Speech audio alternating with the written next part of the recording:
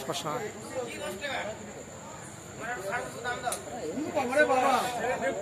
শ্মশানে বাবা খাবা বলবুদের সমাধি একটি শ্মশান।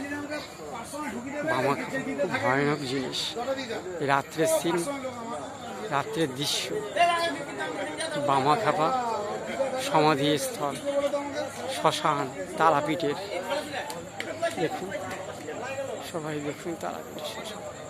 এই মাঝে মাঝে একটা করে প্রদীপ জ্বলছে। এই যে চারিদিকে অন্ধকার, ভয়ানক দৃশ্য।